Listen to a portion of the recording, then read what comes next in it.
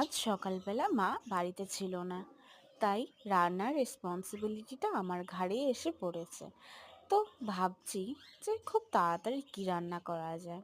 সেজন্য মাথাতে চলে আসলো ডিম। ডিমের থেকে সহজ তাড়াতাড়ি রান্না আর কিছুই হতে পারে না।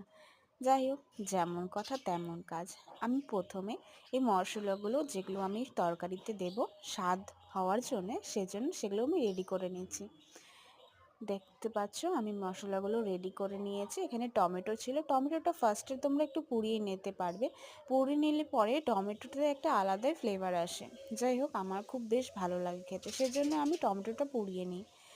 টমেটোটা পুরানো হয়ে গেলে এরকম মশলা করে নেবে। মশলা করার পর ডিমটা এরকম করে হলুদ লবণ দিয়ে মেখে নেবে।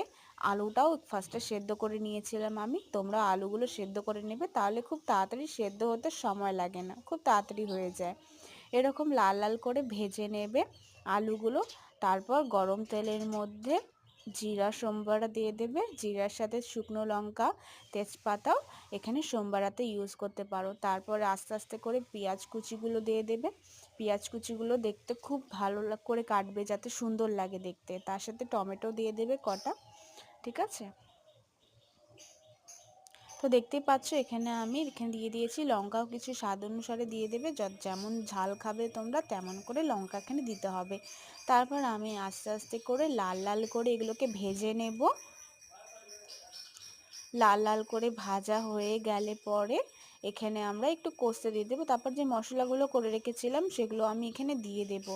মশলাগুলো দিয়ে দেওয়ার পরে এটা ভালো মতো করে লাল লাল করে ভাজতে হবে, যাতে মশলা থেকে একটা তেল বের হওয়ার মতো একটা ভাব আসবে, দেখবে ততক্ষণ পর্যন্ত এটা কষাতে হবে।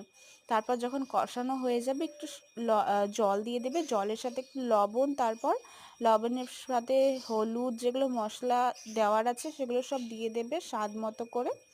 দেওয়ার পর এটা কষতে রেখে দেবে। তারপর ডিমগুলো ছেড়ে দিয়ে এই মশলার সাথে ডিমগুলোকে ভেজে নিতে লাগবে।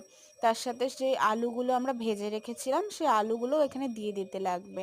তারপর এগুলোকে একটু ভাজা ভাজা হয়ে গেলে, যে মশলার যাতে গন্ধ না দিয়ে দেয় সেজন্য এগুলোকে ভালো করে কষিয়ে তারপর জল দিয়ে এটাকে ফুটাতে দিতে হবে। তরকারিটা নামানোর আগে ধনেপাতা কুচি কুচি করে কেটে তরকারির উপরে দিতে লাগবে।